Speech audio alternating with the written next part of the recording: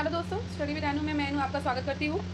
और आज हमारा समसामयिक की क्रॉनिकल चल रही है, तो आज का हमारा पार्ट 2 है। तो पार्ट 2 में आज हम करने वाले हैं उत्तर प्रदेश का करंट अफेयर्स। तो कल का आपने पार्ट 1 देख लिया होगा आई होप।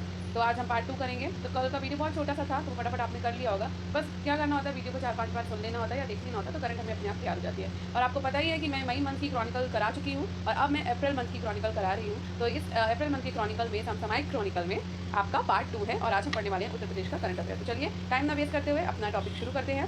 तो वीडियो को शुरू करने से पहले अगर आप मेरे चैनल यानी स्टडी विद अनु में नए हैं तो स्टडी विद अनु को सब्सक्राइब करना ना भूलें और बेल आइकन को प्रेस करें, ताकि जितने भी सब्जेक्ट्स मैं पढ़ा रही हूँ उन सारे आपको वीडियोस की नोटिफिकेशन मिलती रहे। ठीक है, तो चलिए स्टार्ट करते हैं।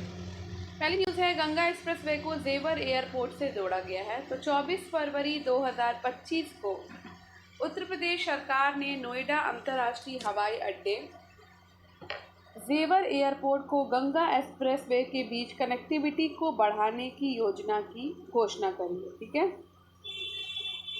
अब इसके मुख्य बिंदु को पढ़ लेते हैं। लिंक एक्सप्रेसवे विवरण। तो बुलंदशहर के माध्यम से 76 किलोमीटर लंबा लिंक एक्सप्रेसवे बनाया जाएगा, जो गंगा एक्सप्रेसवे को जेवर एयरपोर्ट से जोड़ेगा। इस परियोजना के लिए सरकार ने 1000 करोड़ रुपए आवंटित किए हैं, जबकि कुल अनुमानित लागत 4415 करोड़ रुपए है। ठीक है, मौजूदा बुनियादी ढांचे के साथ एकीकरण। तो ये लिंक एक्सप्रेसवे यमुना एक्सप्रेसवे से लगभग 24 किलोमीटर पहले जुड़ेगा, जिससे मौजूदा हाईवे नेटवर्क के साथ सुगम एकीकरण सुनिश्चित होगा। अब बात करते हैं स्थानीय समुदायों के लिए इसका क्या लाभ है। तो नया एक्सप्रेसवे मेरठ और बुलंदशहर के निवासियों को जेवर एयरपोर्ट तक जल्दी पहुंचने में सक्षम बनाएगा। इससे व्यापार और औद्योगिक विकास को बढ़ावा मिलेगा। ये पर्यटन क्षेत्र को भी बढ़ावा देगा, जो स्थानीय अर्थव्यवस्था में योगदान देगा। ठीक है, जेवर अंतर्राष्ट्रीय हवाई अड्डा संचालन शुरू होने के बाद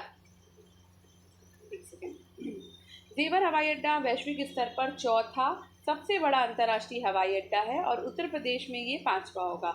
इसे ज्यूरिख एयरपोर्ट इंटरनेशनल एजी के द्वारा विकसित किया जा रहा था। जितना मैं मार्क कर रही हूँ वो सारा का सारा इम्पोर्टेंट। ठीक है, और इसमें अत्याधुनिक एमआरओ सेवाएं प्रदान की जाएंगी। गंगा एक्सप्रेसवे का अवलोकन। तो 594 किलोमीटर लंबे गंगा एक्सप्रेसवे भारत में दूसरा सबसे लंबा एक्सप्रेसवे है, जो 12 जिलों के माध्यम से पूर्वी और पश्चिमी उत्तर प्रदेश को जोड़ता है। इसका उद्देश्य मेरठ और प्रयागराज के बीच यात्रा समय को काफ़ी हद तक कम करना है, जो उत्तर प्रदेश के आधुनिकीकरण प्रयासों का प्रतीक है। अब नेक्स्ट न्यूज़ है हमारी, उत्तर प्रदेश में देश का पहला बायोपॉलीमर प्लांट। तो ये भी इम्पोर्टेंट है।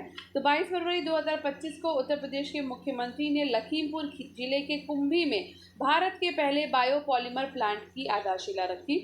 मुख्य बिंदु, निवेश और स्थान। बायोपॉलीमर प्लांट बलरामपुर चीनी मिल्स लिमिटेड के द्वारा लगभग 2850 करोड़ रुपए की अनुमानित लागत पर स्थापित किया जा रहा है। इसे कुंभी में स्थित मौजूदा चीनी फैक्ट्री के बगल में रणनीतिक रूप से स्थित किया गया है, जिससे संचालन में तालमेल और आपूर्ति श्रृंखला की दक्षता बढ़ेगी। ठीक है, नेक्स्ट, पर्यावरणीय उद्देश्य क्या है। तो इस प्लांट का मुख्य उद्देश्य है पारंपरिक प्लास्टिक को बायोपॉलीमर से बदलकर पर्यावरण संरक्षण को बढ़ावा देना। ये आत्मनिर्भर भारत की दृष्टि के साथ मेल खाता है और देश के पर्यावरण प्रदूषण को कम करने के लक्ष्य का समर्थन करता है। अब बात करते हैं उत्पादन और अनुप्रयोग की। तो ये प्लांट प्रति वर्ष 80,000 टन पॉलीलैक्टिक एसिड PLA का उत्पादन करेगा, जिसका उपयोग पर्यावरण अनुकूलन उत्पादों जैसे डिस्पोजल बोतल, प्लेट्स, कप और बैग बनाने में किया जाएगा। ठीक है, ये उत्पाद जैव अवक्रमणीय होते हैं और 3 से 6 महीने के भीतर विघटित हो जाते हैं। अब बात करते हैं नवीकरणीय ऊर्जा और शून्य तरल निर्वहन की। तो ये सुविधा पूरी तरह से नवीकरणीय ऊर्जा पर संचालित होगी, जिससे एक स्थायी उत्पादन प्रक्रिया सुनिश्चित होगी। ये पर्यावरण प्रदूषण को रोकने के लिए शून्य तरल निर्वहन सिद्धांत को भी अपनाएगा। नेक्स्ट, आर्थिक और रोजगार लाभ। तो इस प्लांट से हजारों नौकरियां सृजित होने और राज्य में व्यापार और निवेश को प्रोत्साहित करने की उम्मीद है। ये जीवाश्म ईंधन पर निर्भरता को कम करके भारत के शून्य उत्सर्जन लक्ष्य में भी योगदान देगा। नेक्स्ट न्यूज़ है हमारी, लखनऊ में ब्रह्मोस मिसाइल निर्माण आरंभ। तो 20 फरवरी 2025 को रक्षा मंत्री राजनाथ सिंह ने घोषणा करी कि मई-जून 2025 तक लखनऊ में ब्रह्मोस मिसाइल का निर्माण शुरू हो जाएगा। ये विकास भारत के रक्षा क्षेत्र में एक महत्वपूर्ण मील का पत्थर है, जो उत्तर प्रदेश रक्षा औद्योगिक गलियारे का हिस्सा है।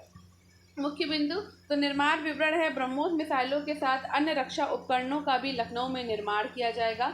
मिसाइलों को निर्माण इकाई तक ले जाने के लिए एक रेलवे ट्रैक की योजना बनाई गई है। इस परियोजना में रूसी वैज्ञानिक भारतीय समकक्षों के साथ सहयोग करेंगे।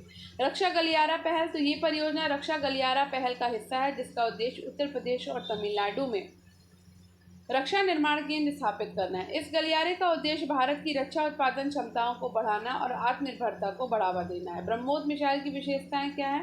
तो ब्रह्मोस मिसाइल भारत रूस की एक संयुक्त परियोजना है जिसे दुनिया की सबसे तेज क्रूज मिसाइल के रूप में जाना जाता है, जिसकी शीर्ष गति मैक 2.8 है, जिसकी सीमा 290 किलोमीटर है और इसे भूमि, वायु और समुद्र प्लेटफॉर्मों से लॉन्च किया जा सकता है। ये फायर एंड फॉरगेट सिद्धांत पे काम करती है। लॉन्च के बाद किसी गाइडेंस की आवश्यकता इसको नहीं होती।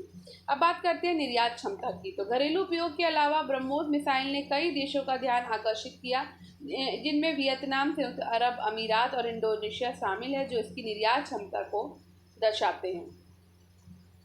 नेक्स्ट, अगली पीढ़ी की मिसाइल का विकास। तो ब्रह्मोस एयरोस्पेस भी ब्रह्मोस एनर्जी एक अगली पीढ़ी की मिसाइल वेरिएंट के विकास पे काम कर रहा है, जिसे विभिन्न प्लेटफॉर्मों के लिए अधिक कॉम्पैक्ट और अनुकूलनीय बनाया गया है। अब बात आती है कतरनिया घाट वन्यजीव अभ्यारण्य की। तो 15 फरवरी 2025 को उत्तर प्रदेश के बहराइच जिले में भारत नेपाल सीमा के पास स्थित कतरनिया घाट वन्यजीव अभ्यारण्य में एक महत्वपूर्ण वन्यजीव घटना घटी है। अभ्यारण्य के घने जंगलों में लगभग 40 से 50 वर्ष के एक नर हाथी का शव मिला। मृत्यु का कारण। तो अधिकारियों का मानना है कि हाथी की मृत्यु दो वयस्क हाथियों के बीच हुई लड़ाई के कारण हो सकती है, जैसा कि स्थल पर पाए गए पदचिन्ह और टूटे हुए पेड़ों से संकेत मिलता है। हाल ही की वन्यजीव मौतें। तो इस घटना से पहले अभ्यारण्य में एक 12 वर्षीय नर बाघ और एक 7 वर्षीय नर तेंदुए की मृत्यु हुई थी, जिससे वन्यजीव सुरक्षा और संरक्षण प्रयासों के बारे में चिंताएं बढ़ गई हैं। ठीक है, अब बात करते हैं स्थान और पारिस्थितिकी तंत्र की। तो कतरनिया घाट वन्यजीव अभ्यारण्य ऊपरी गंगा मैदान में स्थित है। ठीक है, और इसका क्षेत्रफल 400.6 वर्ग किलोमीटर है। ये मिश्रित पर्णपाती जंगलों, घास के मैदानों, दलदलों और आर्द्र भूमियों के साथ एक विविध पारिस्थितिकी तंत्र का समर्थन करता है। अभ्यारण्य की स्थापना 1975 में की गई थी और 1987 में प्रोजेक्ट टाइगर में इसको शामिल किया गया था, जो किशनपुर वन्यजीव अभ्यारण्य और दुधवा नेशनल पार्क के साथ दुधवा टाइगर रिजर्व का हिस्सा बनता है। ठीक है, प्रजाति विविधता। तो अभ्यारण्य में कई प्रजातियों का निवास है, जिनमें घड़ियाल, बाघ, गैंडा, गंगा डॉल्फिन, दलदल, हिरण, स्पिट्स खरगोश, बंगाल फ्लोरिकर और कई गिद्ध प्रजातियां शामिल है। और अन्य उल्लेखनीय निवासियों में चीतल, हिरण, जंगली सुअर, हाथी और तेंदुआ शामिल है। अब बात करते हैं आईआईटी कानपुर ने विकसित की सोलर निर्जलीकरण तकनीक। तो 14 फरवरी 2025 को भारतीय प्रौद्योगिकी संस्थान आईआईटी कानपुर ने एक अभिनव सोलर निर्जलीकरण तकनीक की शुरुआत करी है, जिसका उद्देश्य किसानों की आय बढ़ाना और फसल की बर्बादी को कम करना है। ये नवाचार फलों और सब्जियों को प्रभावी ढंग से सुखाने के लिए सौर ऊर्जा का उपयोग करता है। ठीक है, तो ये इंपॉर्टेंट है। इसके मुख्य बिंदु देख लेते हैं। तो उद्देश्य और लाभ। तो इस तकनीक का मुख्य उद्देश्य किसानों की आय बढ़ाना है, जिससे वे अपनी फसलों को अधिक समय तक संरक्षित कर सकें और उन्हें उचित मूल्य पर बेच सकें। ये एक पर्यावरण अनुकूलन तरीका है जो पारंपरिक ऊर्जा स्रोतों पर निर्भरता को कम करता है, प्राकृतिक संसाधनों का संरक्षण करता है और पर्यावरण को लाभ पहुंचाता है। ठीक है, नेक्स्ट प्रशिक्षण कार्यक्रम देख लेते हैं। तो इस पहल के हिस्से के रूप में शिवराजपुर और कल्याणपुर के 3 किसानों को सोलर निर्जलीकरण तकनीक में व्यवहारिक प्रशिक्षण दिया गया। उन्हें टमाटरों के पूर्व उपचार और सौर सुखाने का लाइव प्रदर्शन दिखाया गया, ताकि वे इस तकनीक को अपने खेती के अभ्यास में लागू कर सकें।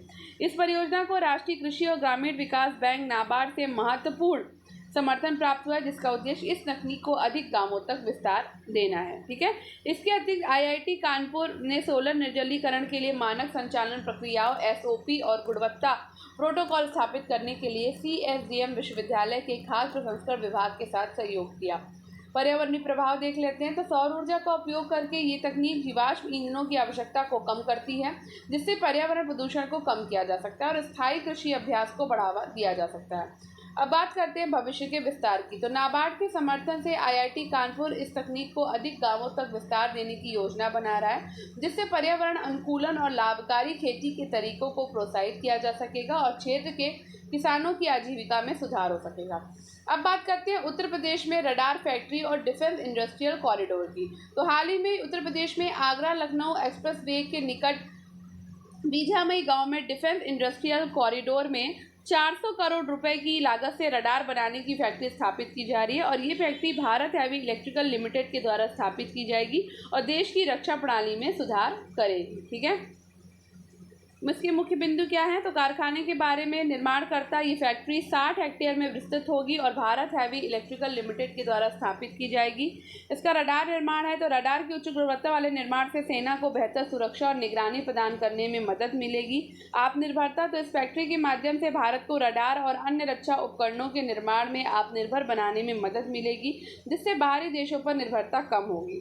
ठीक है, अब बात करते हैं डिफेंस इंडस्ट्रियल कॉरिडोर की। तो ये केंद्र सरकार की एक प्रमुख पहल है जिसका उद्देश्य भारत के रक्षा उद्योग को मजबूती प्रदान करना है और आत्मनिर्भर बनाना है। कॉरिडोर की संरचना, तो डिफेंस कॉरिडोर एक रूट होता है जिसमें कई शहर शामिल होते हैं। इन शहरों में सैन्य उपकरणों के निर्माण के लिए इंडस्ट्री स्थापित की जा सकती है।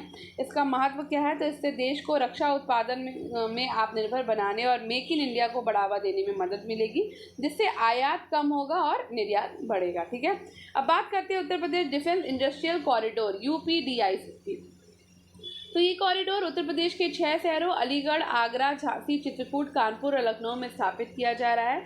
निवेश और रोजगार, तो इस कॉरिडोर में 25,000 करोड़ रुपए से अधिक के निवेश की घोषणा की गई है, जिससे लगभग 40,000 नए रोजगार के अवसर पैदा होंगे।